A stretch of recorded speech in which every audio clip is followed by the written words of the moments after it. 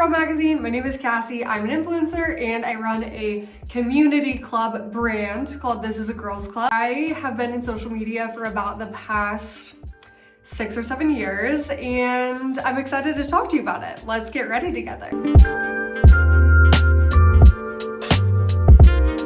So about 6 years ago, I started a social media management business, and basically I was just starting with friends and family. I was managing just people that I knew and people that they knew, word of mouth, right? I was super shy to promote my page. I was super shy to show anybody what I was doing on social media.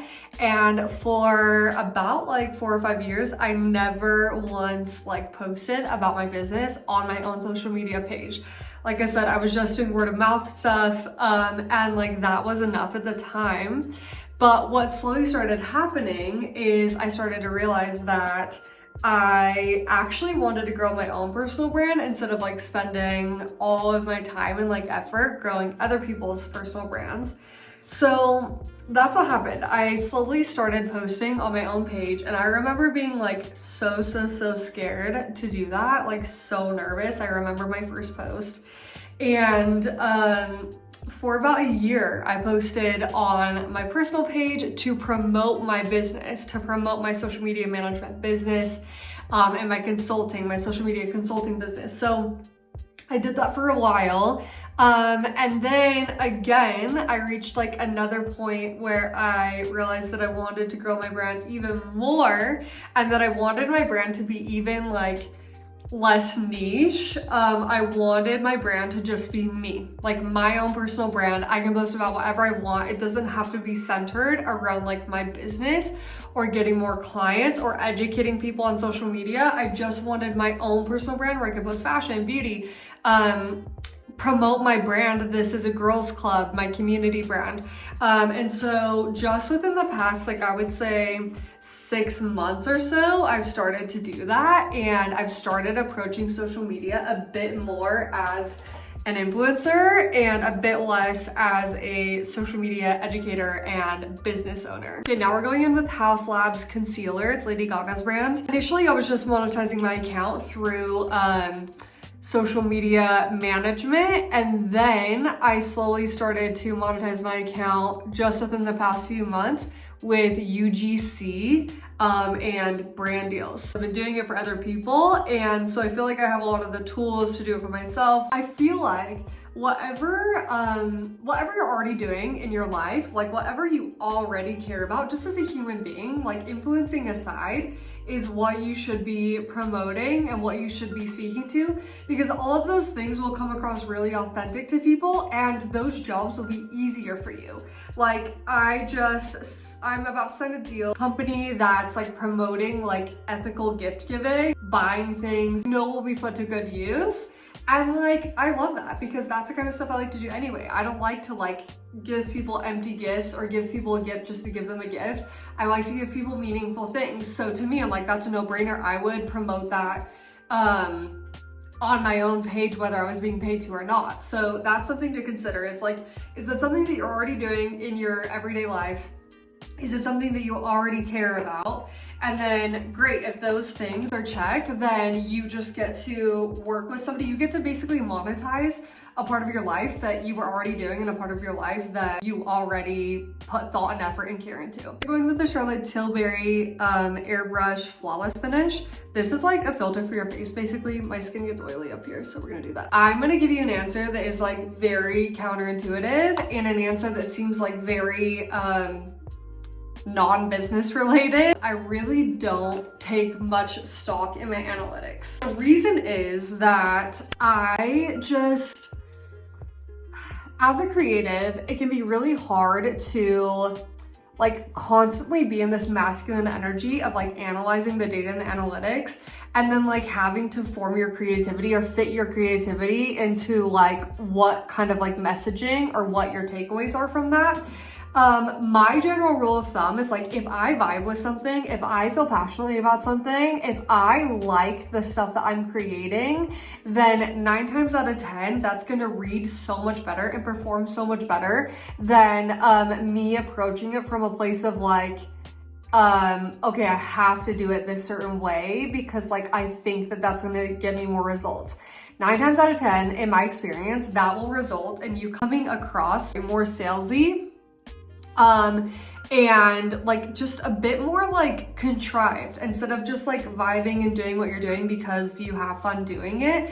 So if you're in a place where like you're really wanting to monetize, maybe, whoops, I have concealer there, but maybe like consider for a period of time, especially when you're first getting started in this world, consider ignoring your data and analytics. I would say like a few months even. What can happen, especially if you're somebody like me that overthinks things and is really critical on yourself, you can really start to like go down this rabbit hole of perfectionism and like chasing this like positive upward like scale of data. And like really, especially when you're first getting started, you don't have enough data to even know like what is doing well and what's not, because you just got started, like you're just experimenting. So yeah, maybe later on, once you get like a flow and you get things going, then consider looking at that data and the analytics a little bit more to know what your audience is responding to. But again, it's your personal brand, so you make the decisions on what you post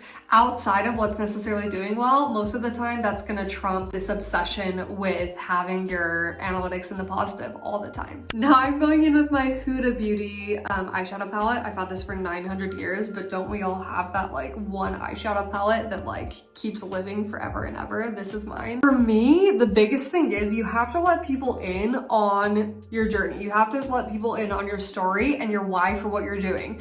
So for example, with me, I have changed my personal brand like 900 times. Like truly, I used the same social media page for hair and makeup artistry. I used it for modeling. I did modeling for a period of time. I used it for my own scrapbook, basically. A yoga page. I used to be a yoga instructor. I used it to grow my business, social media management, and now I use it as an influencer. So I mean, like, I have switched this up 900 times, and I think like the thing that's kept my page growing despite all of that is I let people in on what's happening. So I tell them like, hey, you're gonna notice some changes on my page, like I'm moving more so in this direction, and like I'm really excited about it. I'm so happy that so many of you have stuck through all of these like changes with me over time. Like I'm a human being, I'm growing, evolving, and changing, and so I'm really excited to share all of those like evolutions with you. Now what my page is gonna be is X. Like my page is now gonna be more of like influencer style content. I'm excited to share more of my personal life with you and like a little less about my social media management business. People love a good story. What kind of changes are happening for you, then like that's always going to retain so many more followers than if you like stuck to one thing forever and like niched down super hard in something and were so scared to change that like because you were scared that you were going to lose your following. So just like let people in, tell people what's going on. People love to follow a story. People love to follow an evolution. This deal, something that I would authentically originally be posting about, regardless of if I was getting paid or not, because like I said, that's gonna make a huge difference in how your audience responds.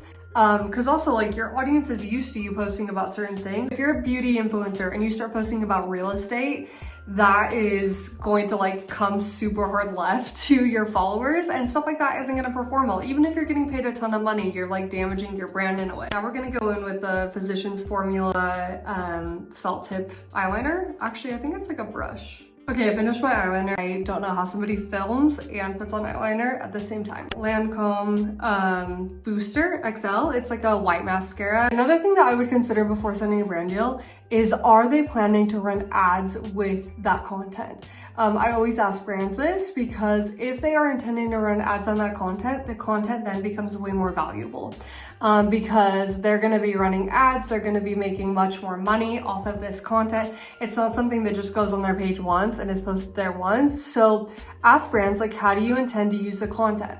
Is it something that's just going to post on my page? If it's getting posted on my page, that also amplifies the value of the content, because now not only are you reaching your audience, you're reaching my audience. If it's just something that's posted on their page, obviously like that kind of takes the content down in price a little bit because I'm not having to share it on my page. However, like I mentioned, you want to always ask them, do you intend to run any sort of ads with this content? What do you intend to do with this content? Is it going to live on multiple platforms? Is it going to live on just Instagram, just TikTok? All of these things change the value of the content. If they plan on posting it to, say, 4 platforms, that changes the value of the content. If they plan on running ads with it, that's the biggest one that I would definitely consider. Like, what is the value of them running ads with it, and what should I charge based on that? A lot of people will do a percentage. So they'll say like, okay, I want a percentage of the sales that come from the ad. Or you can basically just charge more for that content. Like, I'm gonna charge, I don't know, 20% more for that content because I know they're gonna be running ads on this. And then also, depending on the time frame that they plan on running ads, say they plan on running ads for 3 months, okay? But say they plan on running ads for 6 months or a year, that also adds value to the content. So these are all just things to consider before you sign a brand deal. And these are all things that can be negotiated. Definitely try and negotiate. And if you are somebody that's like scared of that kind of stuff, go to ChatGPT. I use ChatGPT all the time. Go in there and ask it, like, I have this brand that's wanting to do this collaboration with me. They said that this is what they intend to use it for. I have this many followers with this engagement. What do you suggest I price myself as? I'm gonna go in with the Lancôme Lash Idol mascara. I love this stuff. Unless you get to a point where you're doing like $20,000, $30,000 brand deals that, like, if you don't make money for a couple months, you're gonna be fine. I recommend having something that's like not super time consuming, something that doesn't require a ton of your energy, but something that's like easy for you to do, but it's still gonna give you some level of consistency so that if you don't have a brand deal for a couple months, like, you're gonna be okay. Or if you have lower paying brand deals for a couple months, like, it's not the end of the world. So for me, that's social media management. That can kind of like take the place of a brand deal if it needs to. The Face Trace Contour Stick, this is from Westman Atelier. I love this stuff. It's in the color Biscuit. I would definitely say, like, just start. I know that sounds so silly, but oftentimes, like, what can really get in your way is like really like getting super analytical about your page and like, okay, like, what's my brand messaging gonna be? What is my like audience? Like, who am I speaking to? Like, what kinds of posts am I gonna do? What are my content buckets? Like, how am I gonna analyze my data? How am I gonna get the brand deals? Like, all of these things can really strip you of a bunch of creative energy. And ultimately, like, if you spend too much time analyzing, that's less time that you could just be creating, and that's less time that you could be growing. And ultimately, what you're gonna do, what you're going to learn the most from, experimenting. So like, just start posting, start playing the game, put on the hat of like, I am an influencer that has 100,000 followers or whatever you want your goal to be. I'm an influencer that has an audience that's highly engaged, that cares about what she's posting about, that gets brand deals every single month. Like, whatever it is for you, like, channel the energy of that person and show up as her, and then like worry about all this other stuff later, like all the logistical things and all of the like that more masculine energy things of like analyzing, monetizing, and all that stuff. Like, let that stuff come second. First, just start exploring and start creating. You're gonna learn so much more by doing than just like analyzing and staying stuck in that frame of mind. Lastly, we're gonna go into the Baby Cheeks blush stick in the color Doo Doo. It's Westman Atelier as well. And the last piece of advice that I would give an aspiring influencer, that would be like, just start reaching out to brands, like start playing with this big, bold energy of like, I'm already that girl. I'm already the girl that has XYZ stuff. I'm already the girl that has a huge following. I'm already the girl that has an invested following. I'm already the girl that's making $500,000 a year off of my page, or whatever your goal is. Start emailing brands, start reaching out to people. You never know like what they will say. I've had brands be like, oh hell yeah, like it's super easy, yes. I've had brands that like you think are gonna work with you and they, for whatever reason, it's not the right time. Start emailing brands, start DMing brands. Use ChatGPT. Like I said, go in and create a message that is most likely to get you brand deals, and use ChatGPT to help you create that.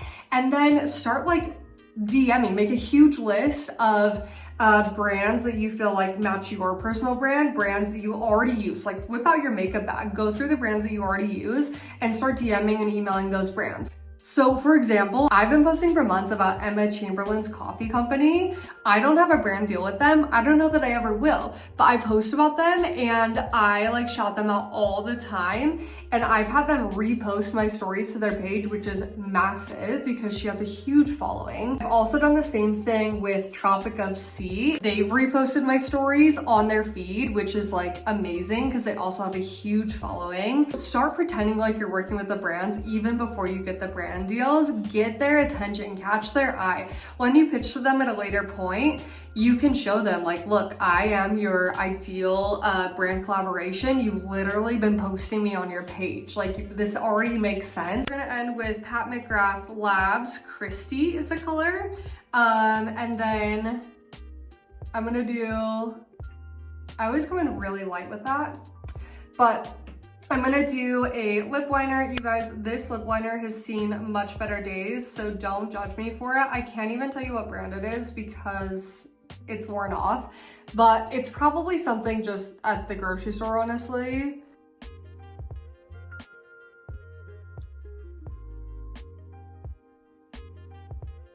And then I'm just gonna blend it into my lips.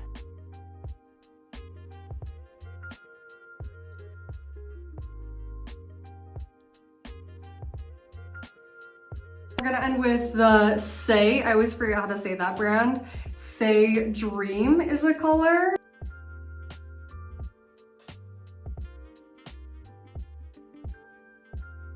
Okay, Ro, that's it for today. Thank you for tuning in. I will see you on Instagram. It's Cassandra Skyway. Chat soon.